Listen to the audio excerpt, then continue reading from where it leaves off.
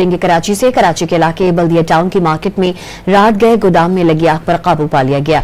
Rescue हुकाम के मुताबिक आग इमारत में कायम कपड़े के गोदाम में लगी थी। फायर ब्रिगेड की एक गाड़ी ने आग पर काबू पा लिया है। आग लगने से कोई जानी नुकसान नहीं हुआ और वजह भी अभी मालूम नहीं हो सकी है। देंगे कराची से। कराची के इलाके बल्दिया टाउन की मार्केट में रात गए गोदाम में लगी आग पर काबू पा लिया गया।